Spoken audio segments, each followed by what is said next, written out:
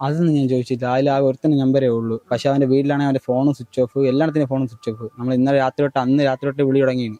അന്ന് രാത്രി നമ്മളിവിടെ വന്ന് എല്ലാവരും നിൽക്കുകയായിരുന്നു. അപ്പോൾ നമ്മളെ കൊട്ടമല ടീം എല്ലാം കൂടി വന്ന് വിളിച്ച് എല്ലാത്തിനും വിളിച്ച് ചോദിച്ചപ്പോൾ ഒരുത്തിനും ഒന്നും പറയാനില്ല. നമസ്കാരം, മലയാളി വാർത്ത ഇൻഡെപ്തിലേക്ക് സ്വാഗതം.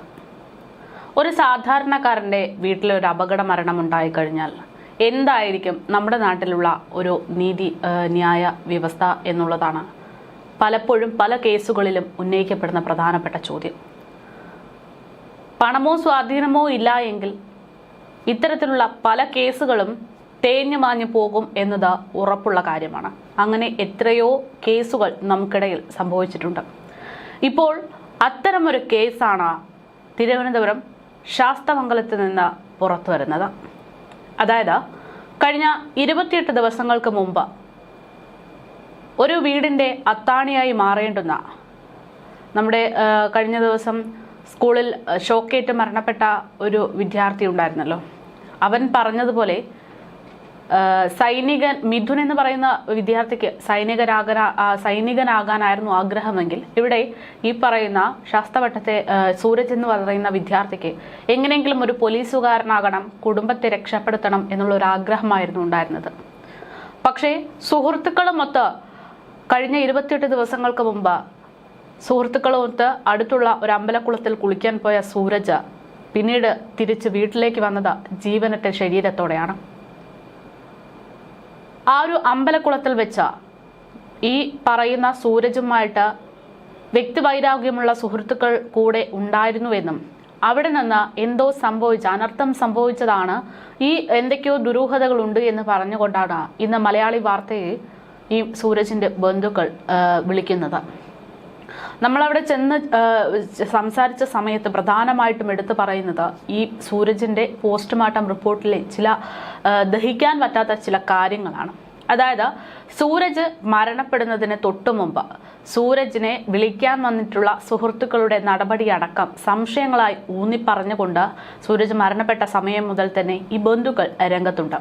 പോലീസിനോട് വ്യക്തമായി പറയുന്നു, തങ്ങളുടെ മകന്റെ മരണത്തിൽ നിരവധി ദുരൂഹതകളുണ്ട്, ഇത് തെളിയിക്കപ്പെടണം, മകന് നീതി കിട്ടണമെന്ന്. പക്ഷേ ആ കേസ് സാധാരണമായിട്ടുള്ളൊരു അപകട മരണമായി മാത്രം മാറുന്നതിൻ്റെ ലക്ഷണങ്ങളാണ് കഴിഞ്ഞ ദിവസം ഈ വീട്ടിലേക്ക് എത്തിയിട്ടുള്ള സൂരജിന്റെ പോസ്റ്റ്മോർട്ടം റിപ്പോർട്ടിൽ നിന്ന് വ്യക്തമാകുന്നത്. സൂരജിനെ ഈ അപകട സമയത്ത് കുളത്തിൽ നിന്ന് രക്ഷപ്പെടുത്തിയത് ഫയർഫോഴ്സ് ഉൾപ്പെടെയുള്ള ആളുകളാണ്. ആ സമയത്ത് സൂരജിനെ കുളത്തിൽ നിന്ന് കരയിലേക്ക് എടുത്തു കിടത്തുമ്പോൾ സൂരജിന്റെ ശരീരം നോക്കിയാൽ കൃത്യമായി മനസ്സിലാകും ഒരു തുള്ളി വെള്ളം പോലും സൂരജിന്റെ ശരീരത്തിൽ എത്തിയിരുന്നില്ല എന്നും. ഒരു മുങ്ങിമരണം അപകടത്തിലാണെങ്കിലും മുങ്ങിമരിക്കുകയാണെങ്കിൽ സ്വാഭാവികമായിട്ടും വെള്ളം കുടിച്ചല്ലേ മരണപ്പെടുക എന്നുള്ള, അല്ലെങ്കിൽ വെള്ളം കുടിച്ച് വയറ് വീർക്കാൻ സാധ്യതയില്ലേ എന്നുള്ളൊരു സംശയം ഈ സംഭവത്തിന്റെ തുടക്കത്തിൽ തന്നെ സൂരജിന്റെ ബന്ധുക്കൾ നമ്മളോട് ചോദിച്ചിരുന്നു. അന്ന് സൂരജിന്റെ മൃതദേഹം കണ്ടത് വയറൊട്ടിയ നിലയിലായിരുന്നു.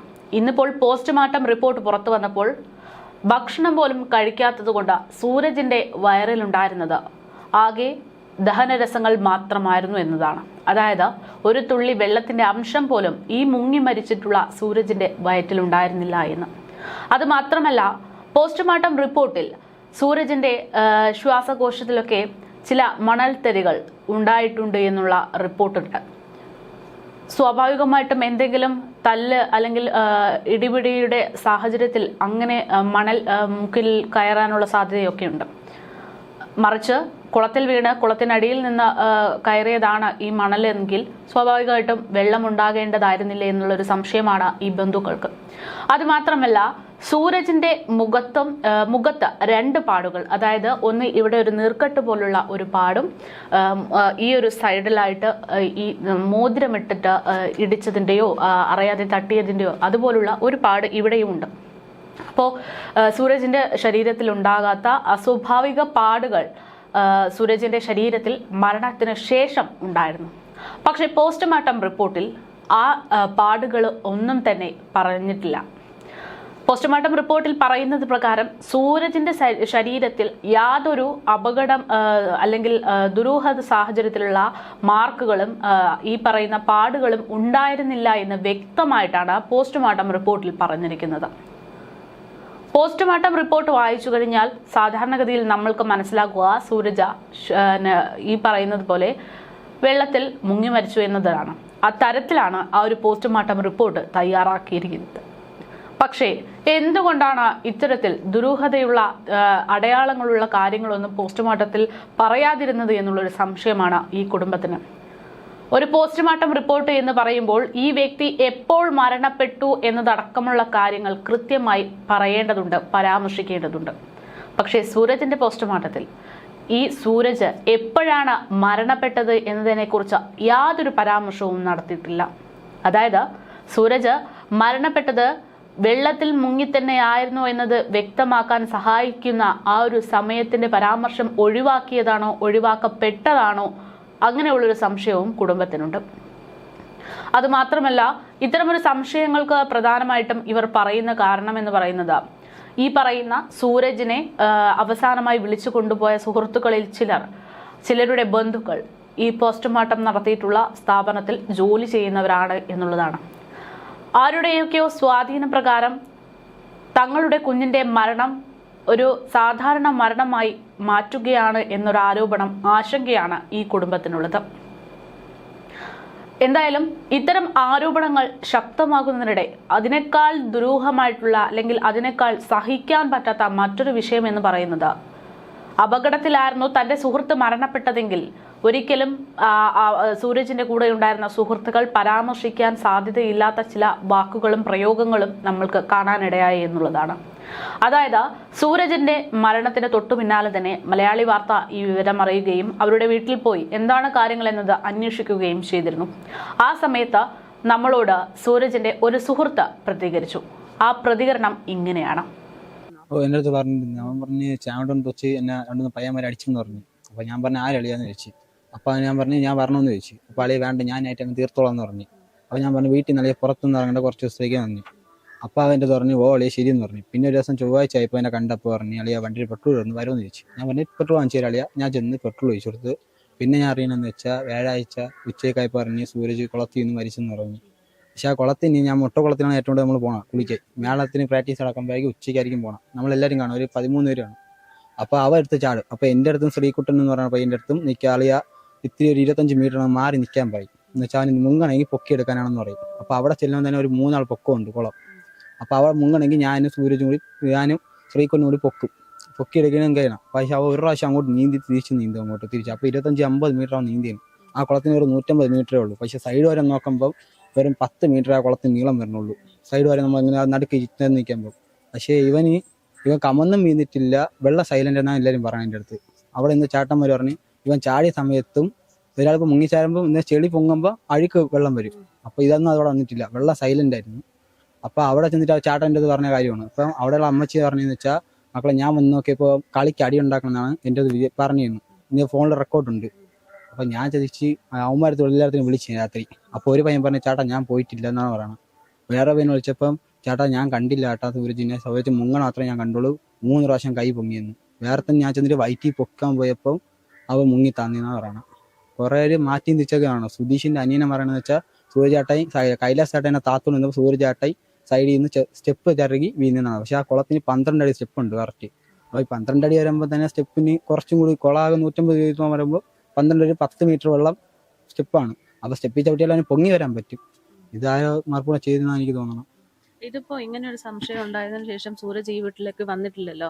അപ്പൊ അത് അവരുടെ അടുത്ത് ഇങ്ങനെ കാര്യങ്ങളൊക്കെ ചോദിക്കുമ്പോൾ ചോദിച്ചിരുന്നു എന്താ സൂരജിന്റെ വീട്ടിലേക്ക് വരാത്തതെന്ന്? അതൊന്നും ഞാൻ ചോദിച്ചില്ല. അതിൽ ആ ഒരുത്തന്നെ നമ്പരേ ഉള്ളൂ. പക്ഷെ അവൻ്റെ വീട്ടിലാണെങ്കിൽ അവൻ്റെ ഫോണും സ്വിച്ച് ഓഫ്, എല്ലാത്തിനും ഫോണും സ്വിച്ച് ഓഫ്. നമ്മൾ ഇന്നലെ അന്ന് രാത്രി തൊട്ട് വിളി തുടങ്ങിയിരുന്നു. അന്ന് രാത്രി നമ്മളിവിടെ വന്ന് എല്ലാവരും നിൽക്കുകയായിരുന്നു. അപ്പോൾ നമ്മൾ കൊട്ടമല ടീം എല്ലാം കൂടി വന്ന് വിളിച്ച് എല്ലാത്തിനും വിളിച്ച് ചോദിച്ചപ്പോൾ ഒരുത്തിനും ഒന്നും പറയാനില്ല. ഒരുത്തനും കുറേ പറയണത് ഒരു ബന്ധമില്ലാത്ത കാര്യമാണ്. സൂരജ് കമന്നങ്ങ് പോവുകയാണ് ചെയ്ത. സൂരജ് ഒരു പ്രാവശ്യം നീന്തിയിട്ട് പിന്നെ നീന്തിയപ്പോഴാണ് മുങ്ങിയെന്ന്. അപ്പോൾ പല കാരണങ്ങൾ വരുമ്പോൾ എനിക്കും ഡൗട്ട്. അമ്മയടുത്ത് ഞാൻ കാര്യം പറഞ്ഞപ്പോൾ അമ്മയ്ക്കും ഡൗട്ട് തുടങ്ങി. അങ്ങനെ ആശുപത്രി വെച്ചും പോസ്റ്റ്മോർട്ടം റിപ്പോർട്ട് മാമെന്ന് പറഞ്ഞ് ഇവ നീന്താറുണ്ടോന്ന് പറഞ്ഞു. അപ്പോൾ ഞാനും നമ്മളെ കൂട്ടുകാരന്മാരും കൂടി ചെന്നാണ് അവന് നീന്താറിയാന്ന് പറഞ്ഞ് മൊഴി എടുത്തത്. പോസ്റ്റ്മോർട്ടം റിപ്പോർട്ടിൽ എന്താണ് കാര്യങ്ങൾ പറയുന്നത്? അത് അറിഞ്ഞില്ല, കിട്ടിയില്ല. അപ്പം ഈ സംഭവം നടക്കുന്ന സമയത്തിന് തൊട്ട് മുമ്പ് ഒരു പ്രശ്നം സുഹൃത്തുക്കൾ തമ്മിൽ തമാശയ്ക്കോ അല്ലയോ എന്തായാലും ഒരു പ്രശ്നം അവിടെ നടന്നിട്ടുണ്ട് എന്നുള്ള കാര്യം വ്യക്തമാണല്ലേ? വ്യക്തമാണ്. അപ്പൊ അപ്പം ഈ കൂടെയുള്ള സുഹൃത്തുക്കൾ തന്നെയാണ്. അവൻ 11 മണിക്ക് ഉറങ്ങിക്കിടന്ന് ഞാൻ ഇന്നും പറഞ്ഞു, അന്നും കൂടി പറഞ്ഞുള്ളൂ എൻ്റെ അടുത്താണ്, ഒന്നും പോവല്ലേ, ചൊവ്വാഴ്ച വിളിച്ച് പറഞ്ഞു, എന്നെ ഫോണിൽ വിളിച്ചാൽ എന്നെ വിളിച്ച് ഞാൻ പറഞ്ഞു എങ്ങും പോലെ, ആര് വിളിച്ചാലും പോലെ. അന്ന് പെരുമരയും കൂടി അപ്പോൾ വെള്ളം കൊണ്ട് കയറിയാണ്. അപ്പോൾ ചുരിയൊന്നും അവിടെ കാണൂല, ചെളിയാണ്. എന്ന് ഈ ഇടയ്ക്ക് വെച്ച് വൃത്തിയാക്കിയ കുളമാണ്, അപ്പോൾ ഫുള്ളും ചെളിയായിരിക്കും. ആ ചെളിയിൽ മുക്കാനാണ് ചാൻസ് ഉള്ളത്. അപ്പോൾ സ്റ്റെപ്പിൻ്റെ അവിടെ നിന്ന് 1, 2, 3 മീറ്റർ മാറിയാണ് സ്റ്റെപ്പിൻ്റെ അവിടെ നിന്ന് കിടന്നത്. സ്കൂൾ പറയപ്പോൾ എൻ്റെ അടുത്ത് പറഞ്ഞ കാര്യമാണ് ആ ചേട്ടായി. സ്റ്റെപ്പിൻ്റെ അവിടെ നിന്ന് 1, 2, 3 മീറ്റർ മാറിയാണ് അവൻ കിടന്നത്. എന്ന് വെച്ചാൽ ഒരാൾ സ്റ്റെപ്പിൻ്റെ അവിടെ കിടക്കണമെങ്കിൽ അവൻ സ്റ്റെപ്പിൽ ചവിട്ടി പൊങ്ങി വരാനേ ഉള്ളൂ ആ കുളത്തിൽ. സ്റ്റെപ്പിൻ്റെ അവിടെ ചെളി കിടക്കണമെങ്കിൽ അതിന് ഒരു കാരണം കാണും, ചിലപ്പോൾ മുക്കാനും ചാൻസ് ഉണ്ട്. ഇപ്പം സൂരജിന്റെ കൂടെ എപ്പോഴും നടക്കുന്നതുകൊണ്ട് തന്നെ സ്വാഭാവികമായിട്ടും ഈ കുളത്തിൽ ഇതിനു മുമ്പ് കൂടെ പോയിട്ടുണ്ടോ? ഞാൻ പോയിട്ടില്ല, ഞാൻ ആ കുളത്തിൽ ഇറങ്ങൂല. ഞാൻ മണ്ണന്തല കുളത്തിലും മുട്ടക്കുളത്തിലൊക്കെയാണ് ഏറ്റവും കൂടുതൽ പൊക്കിക്കൊണ്ടിരിക്കുന്നത്. അവനെയും കൊണ്ട് വണ്ടിയിൽ പോകും, നമ്മളെല്ലാം കൂടി വണ്ടിയിൽ പോയിട്ട് അവിടെ പോയി കുളിച്ചിട്ട് ഫുഡും കഴിച്ചിട്ട് ഇങ്ങ് വരെയാണ് ചെയ്യണം. അവ ഇന്ന് ആ കുളത്തിൽ നല്ല അടുത്ത് നീന്തും, മുട്ടക്കുളത്തിൽ. അപ്പൊ ഏതെങ്കിലും സമയത്ത് അവ ഇങ്ങനെ നീന്തുമ്പോ മുങ്ങിപ്പോവോ അങ്ങനെ എന്തെങ്കിലും? ഒരു 2 പ്രാവശ്യം മുങ്ങിയിട്ടുണ്ട്. അത് പഠിച്ചു വന്ന സമയം, ഇന്ന് ചാടിയ സമയത്ത് 2 പ്രാവശ്യം മുങ്ങിയിട്ടുണ്ട്. അപ്പം ഞാൻ ശ്രീകുട്ടും കൂടി ചെന്ന് മതിലോട് ചേർത്തങ്ങ് നിർത്തി, ഷർട്ടിൽ പിടിച്ച് മതിലോട് ചേർത്തങ്ങ് നിർത്തി. അപ്പോൾ ബ്രീത്ത് എടുത്തിട്ട് പിന്നെ ചാടി നീന്തി കരയെ കയറി, അങ്ങനെയാണ് ചെയ്തത്. ശീലമുണ്ട്, എന്തെങ്കിലും ഒരു പ്രശ്നം വന്നു കഴിഞ്ഞാൽ എങ്ങനെ രക്ഷപ്പെട്ടെന്ന് അറിയാൻ കറക്റ്റ് അറിയാം. അത് ഒരു പ്രാവശ്യം ഒന്ന് ചാടിയപ്പം നമ്മൾ എന്ത് ചെയ്തു, പഠിക്കട്ടെന്ന് വിചാരിച്ച് മിണ്ടാ നിന്ന് നോക്കി നിന്ന്. അപ്പോൾ ആ വെള്ളത്തിന്റെ ആഴം ഒന്ന് ചിത്രമേ ഉള്ളൂ എൻ്റെ, പക്ഷെ അവന് കുറച്ചും കൂടി കാണും. അപ്പം ഞാൻ വെച്ച് പഠിക്കട്ടെന്ന് വിചാരിച്ച് അവൻ തന്നെ സ്വയമേ അടിയിൽ കൂടെ നീന്തി, കൈ വെച്ച് നീന്തി, അതേ പട്ടി നീന്തില്ല അതേപോലെ നീന്തി അവൻ കയറി പോകും. ഇതിലിപ്പം ഈ ഒരു പ്രശ്നമാണല്ലോ പ്രധാനമായിട്ട് സംശയമായിട്ട് പറയുന്നത്, അതായത് സൂരജും സുഹൃത്തുക്കളും തമ്മിലുള്ള ഒരു പ്രശ്നം. അത് എന്തിനെ കുറിച്ചായിരുന്നു? അങ്ങനെ എന്തെങ്കിലും പറഞ്ഞിരുന്നോ? അതൊന്നും ഇത് പറഞ്ഞിട്ടില്ല.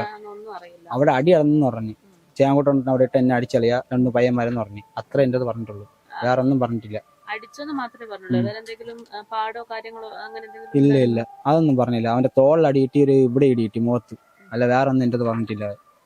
പിന്നെ ഞാൻ മേളത്തിന് പോകുമ്പോൾ കൊണ്ടുപോകണം, ആ ഒരു ഇതാണ് ഏറ്റവും കൂടുതലുള്ളത്. ഈ പറയുന്ന സുഹൃത്തുക്കൾ ഉണ്ടല്ലോ, കുളത്തിലുണ്ടായിരുന്ന ആ സുഹൃത്തുക്കള്, അവര് ഇതിനു മുമ്പ് വേറെ എന്തെങ്കിലും പ്രശ്നങ്ങളിലുള്ളതായിട്ട് അറിയാമോ? അതിന് 2 പയ്യന്മാരെ നമ്മൾ ട്രൂപ്പിൽ കാരണമാണ് ഇറക്കി വിട്ടത്. നമ്മളായിട്ടുള്ള വിഷയം കാരണമാണ് ട്രൂപ്പിൽ നിന്ന് ഇറക്കി വിട്ടത്. അതിനുശേഷം സൂരജ് അയച്ച് വലിയ അടുപ്പമൊന്നും അല്ലായിരുന്നു. പിന്നെ ഇടയ്ക്ക് വെച്ചാണ് മിണ്ടി തുടങ്ങി. ഇടയ്ക്ക് വെച്ച് ഒരു അടി ഉണ്ടായിരുന്നെന്ന് പറഞ്ഞോ എൻ്റെ അടുത്ത്. ഞാനും അങ്ങനെ വലിയ കമ്പിയൊന്നും കൊടുക്കണില്ല, അല്ലേ ഇപ്പം ഞാൻ മിണ്ടാതെയാണ് നടക്കണമെന്ന് പറഞ്ഞു. അങ്ങനെ മിണ്ടാതെ ഇപ്പോൾ വീട്ടിൽ തന്നെ അല്ലേ ഇരിക്കൊക്കെ, സ്കൂളിൽ പോകും വീട്ടിൽ വരും, അങ്ങനെ നടക്കണമെന്ന് പറഞ്ഞു. ഇപ്പോൾ വല്ലവരും സുധീഷിന്റെ വീട്ടിലൊന്നും പോക്കൂല എന്നാ പറഞ്ഞു. ഈ പ്രതികരണത്തിൽ സൂരജിന്റെ മരണത്തിൽ കൃത്യമായിട്ടുള്ള സംശയമുണ്ട് എന്നാണ് സൂരജിന്റെ സുഹൃത്ത് പറഞ്ഞത്. പക്ഷേ മലയാളി വാർത്ത അവിടെ നിന്ന് ഇറങ്ങി മണിക്കൂറുകൾക്കുള്ളിൽ തന്നെ ഈ സൂരജിന്റെ സുഹൃത്തിനെ ഈ സംശയത്തിന് അടിസ്ഥാനമായിട്ടുള്ള ചില ആളുകൾ ചെന്ന് കാണുകയും ഭീഷണിപ്പെടുത്തുകയും ചെയ്തു. അതുമാത്രമല്ല, സൂരജിന്റെ മറ്റൊരു ബന്ധുവിനെ, നിങ്ങളുടെ വീട്ടിൽ ഓൾറെഡി ഈ സൂരജ് എന്ന് പറയുന്ന ആൾ മരണപ്പെട്ടു, അധികം സംസാരിക്കുകയോ അധികം അതിനുവേണ്ടി മുതിരുകയോ ചെയ്യുകയാണെങ്കിൽ ഒരാൾ കൂടെ മരണപ്പെടാനുള്ള സാധ്യതകളുണ്ട്, ഓർത്തുവെച്ചോ എന്നതടക്കമുള്ള ഭീഷണി പരാമർശങ്ങളൊക്കെയാണ് നടക്കുന്നത്. ഇത്തരം കാര്യങ്ങളൊക്കെ കേൾക്കുമ്പോൾ നമുക്ക് തോന്നുന്നത്, അല്ലെങ്കിൽ ചോദിക്കാനുള്ളത്, ഇവിടുത്തെ നീതിന്യായ വ്യവസ്ഥകൾ എല്ലാവർക്കും തുല്യമല്ലേ എന്നുള്ളതാണ്. ചോദിക്കാനും പറയാനും കൃത്യമായിട്ട് പണമോ സ്വാധീനമോ ഇല്ല എങ്കിൽ അവരുടെ കുടുംബത്തെ ചൂഷണം ചെയ്യാൻ മറ്റുള്ളവർ നിൽക്കുമോ എന്നതിൻ്റെ ഏറ്റവും വലിയ സംശയമാണ് ഇത്തരം കാര്യങ്ങൾ കേൾക്കുമ്പോൾ ചോദിക്കാനുള്ളത്. എന്തായാലും സൂരജിന്റെ മരണത്തിൽ ശക്തമായിട്ടുള്ള നീതി പോരാട്ടത്തിന് വേണ്ടി ഒരുങ്ങുന്ന ഒരു കുടുംബത്തെയാണ് നമുക്കിന്ന് കാണാൻ സാധിച്ചത്. സൂരജിന്റെ മരണത്തിന് പിന്നിൽ നിരവധി സംഭവങ്ങൾ ദ്രോഹമായി കിടക്കുന്നുണ്ട് എന്ന് തന്നെ ആവർത്തിച്ച് വിശ്വസിക്കുന്ന കുടുംബമാണ് ഇന്ന് നമ്മളെ മലയാളി വാർത്തയെ വിളിച്ചിരുന്നത്. അവർ കൃത്യമായി നിയമ പോരാട്ടത്തിന് ഒരുങ്ങുകയാണ് എന്നാണ് വിവരം. പോലീസിന് പരാതി നൽകിയിരുന്നുവെങ്കിലും, അല്ലെങ്കിൽ പോലീസിനോട് ഇത്തരം കാര്യങ്ങൾ സൂചിപ്പിച്ചിരുന്നുവെങ്കിലും, നിലവിൽ ഇതുവരെ ഈ ഒരു വിഷയത്തിൽ കൃത്യമായിട്ടുള്ള ഇടപെടൽ പോലീസിന്റെ ഭാഗത്തു നിന്നുണ്ടായിട്ടില്ല എന്നാണ് ബന്ധുക്കൾ പറയുന്നത്. പോലീസ് പറയുന്നത് പ്രകാരം 2 മണിക്ക് സൂരജ് മരണപ്പെട്ടു എന്ന് പറയുന്നു.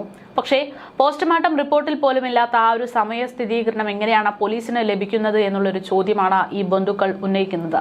അതുമാത്രമല്ല, മരണം സംഭവിച്ചിട്ട് 28 ദിവസങ്ങൾ പിന്നിടുമ്പോൾ ഇത്തരം ആരോപണങ്ങളും സംശയങ്ങളും നിലനിൽക്കുമ്പോൾ പോലും പോലീസ് ഒരു തവണ പോലും എന്താണ് സംഭവിച്ചത് എന്ന് അറിയാനോ അന്വേഷിക്കാനോ വേണ്ടി സൂരജിന്റെ വീട്ടിലേക്ക് എത്തിയിട്ടില്ല എന്നുള്ളൊരു സംഭവം, അതും ഈ പിൻബലത്തിന്റെ പുറത്താണോ എന്നതടക്കമുള്ള സംശയങ്ങളും ഈ ബന്ധുക്കൾക്കുണ്ട്. എന്തായാലും നീതി പോരാട്ടത്തിന് ഒരുങ്ങുകയാണ് സൂരജിന്റെ കുടുംബം. മനുഷ്യാവകാശ കമ്മീഷൻ അടക്കം ഈ ഒരു വിഷയം കൃത്യമായി ഇടപെടും എന്നുള്ള പ്രതീക്ഷയാണ് ഈ ഒരു ബന്ധുക്കൾക്ക് ഉള്ളത്. സൂരജിന്റെ അച്ഛനും അമ്മയും സഹോദരങ്ങളും സഹോദരിയും എല്ലാം തന്നെ തൻ്റെ മകന് സൂരജിന് എന്താണ് സംഭവിച്ചത് എന്നതറിയാനുള്ള നീതി പോരാട്ടത്തിന് ഒരുങ്ങുകയാണ്.